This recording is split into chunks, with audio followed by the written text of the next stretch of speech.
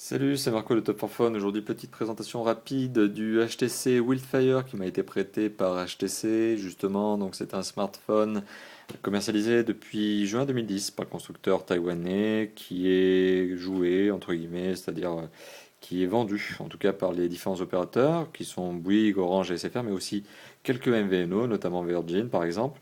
C'est un smartphone qui se veut compact dans le sens où il tiendra très facilement dans votre poche par le biais d'une épaisseur réduite, mais malgré tout, c'est un écran 3,2 pouces qui vient équiper ce smartphone. Donc un écran 3,2 pouces capacitif. Donc capacitif, c'est la technologie utilisée pour le côté tactile. Donc capacitif qui ne nécessite, et je reviens souvent sur ce point sur mes vidéos, mais qui ne nécessite qu'un simple effleurement, alors que le résistif, qui est une autre technologie mais un peu plus ancienne et moins haut de gamme en tout cas, nécessite une pression pour activer les fonctions, alors que là c'est vraiment un simple effleurement.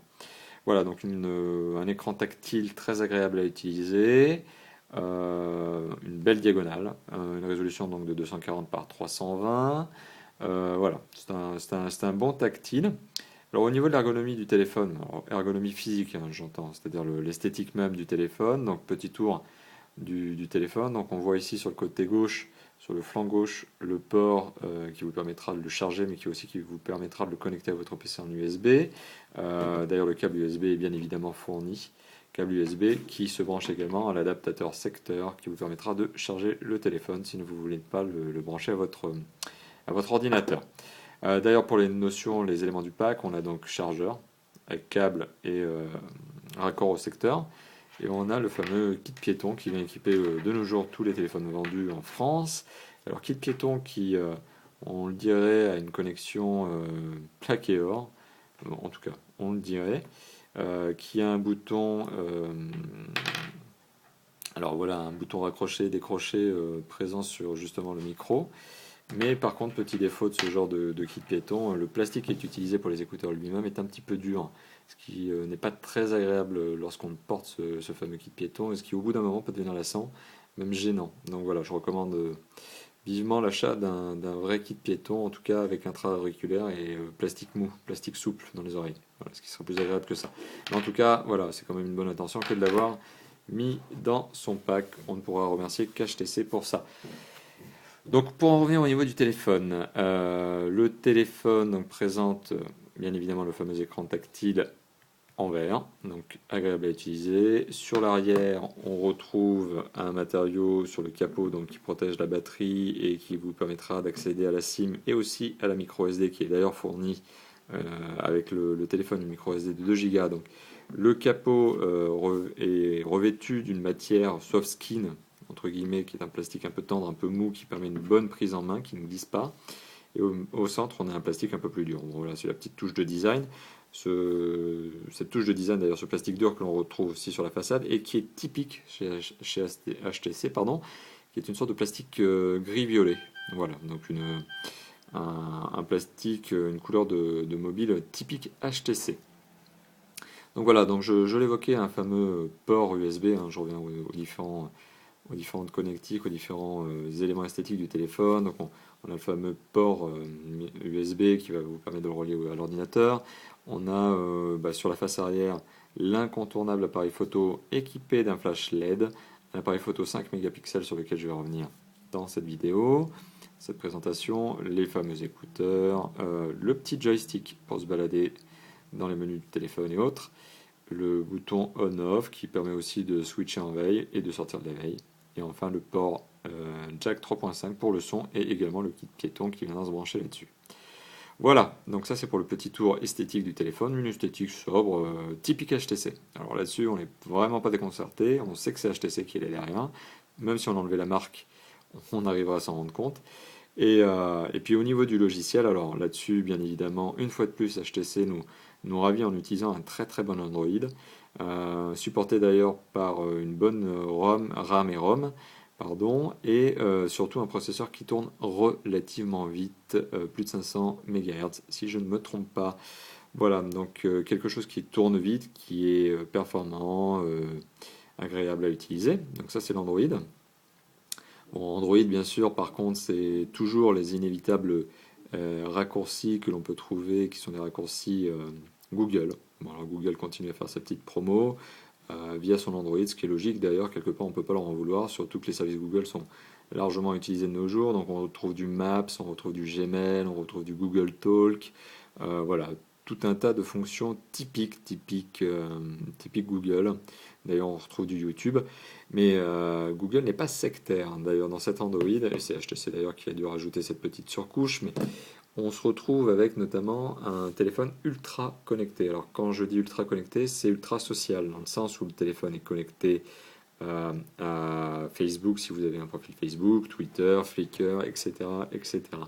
En fait, tous les paramètres lorsque vous allez brancher votre SIM, lorsque vous allez mettre votre SIM dans le téléphone, tous les paramètres liés à votre vie sociale sur le web vont vous être demandés, si vous le voulez bien sûr, si vous voulez les saisir, dans le téléphone, par le téléphone en fait, lors de la mise en place de la SIM. Donc voilà, vous allez vous retrouver avec un téléphone qui est connecté en permanence, qui vous permettra également d'échanger, de poster vos différents profils sur Facebook, ou en tout cas de pusher votre différents de vos tweets, etc.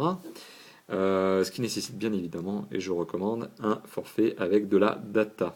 C'est certain, car même si ce téléphone possède une connectivité parfaite, alors parfaite j'entends par là que le téléphone est connecté en Bluetooth, bien évidemment, en USB comme je vous l'ai montré, en Wi-Fi également.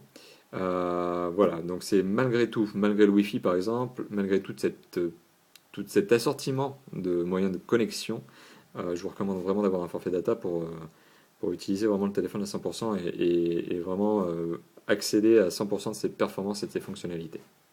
Voilà, donc un téléphone très sympa à utiliser, le petit joystick qui vous permettra de vous balader dans les différents menus, dans les différents bureaux, pardon, puisqu'il y a 5 panneaux, il y a 5 dashs sur ce HTC Wildfire, qui est équipé d'ailleurs d'Android 2.1 dit Android Éclair. Et voilà, donc un téléphone bien sympa à utiliser, sur lequel on retrouve toutes les fonctions habituelles, d'ailleurs accès aux mails, accès à Internet, là notamment je le teste en Wi-Fi, donc mon Wi-Fi est un tout petit peu lent en ce moment, mais voilà, avec bien évidemment la fameuse fonction rotation, paysage, portrait.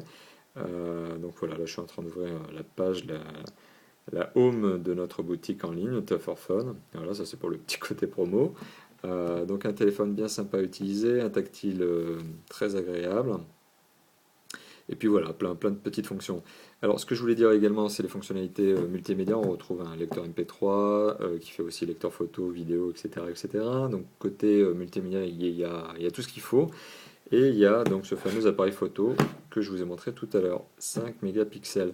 Un appareil photo qui permet d'ailleurs de faire de bonnes photos, mais on reste toujours dans l'univers du mobile. C'est-à-dire que le capteur qui est utilisé sur ce genre de téléphone est un bon capteur dans l'absolu. En plus, il y a un autofocus là-dedans.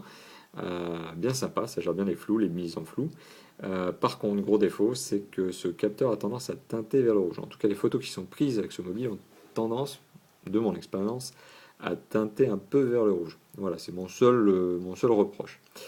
Le HTC Wildfire, je disais Desire parce que j'ai aussi eu l'occasion de le tester, mais le Wildfire qui est sous vos yeux actuellement, est un mobile également, donc comme je vous le disais, qui embarque un port micro SD. Donc on peut mettre de la mémoire, on peut ajouter de la mémoire par le port micro SD, et heureusement, parce que la mémoire interne, la mémoire embarquée est très faible, je crois que c'est 32 MO, je regarderai ça un peu mieux dans le détail, j'aurais dû relire mes fiches, mais je crois que c'est 32 MO, donc très faible. Quoi qu'il en soit, voilà, il faut vraiment passer par une micro SD. Heureusement que HTC en a fourni une de 2 Go. D'ailleurs, que je vous permets de vous montrer. Donc, enfin, en tout cas, je vais vous montrer l'emplacement. Donc, l'enlèvement du capot. Voilà. Et finalement, la carte micro SD se trouve une fois le capot enlevé, ici sur le côté. La SIM, on la verra pas, d'accord. Il faudra que j'enlève la batterie, donc je vais enlever la batterie. La SIM, on va la retrouver juste derrière la batterie. Là, voilà.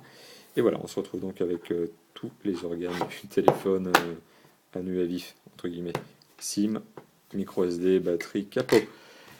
Voilà, donc un téléphone que je recommande vivement, vraiment sympa, sympa à utiliser. Android 2.1, je suis, alors malheureusement peut-être pas très objectif, mais je suis vraiment fan de ce système d'exploitation. Je trouve vraiment que tout est là. En plus, il est vraiment facile à utiliser, vraiment simple d'utilisation. Il y a un Google Market, enfin en tout cas il y a un Android Market qui vous permettra également de télécharger, il faut le savoir, un logiciel de navigation, Google Navigation, qui trouve toute son utilité sur ce HTC Wildfire, tout simplement parce que le HTC Wildfire embarque une connexion GPS. Voilà. Donc honnêtement, chez Top 4 Phone, on ne peut que vous le recommander. C'est un mobile en plus que l'on retrouve prix hors pack, c'est-à-dire hors opérateur, donc sans abonnement, à moins de 300 euros, plus précisément 260 euros. C'est d'ailleurs le prix que je viens de regarder aujourd'hui, sachant que nous sommes en septembre 2010.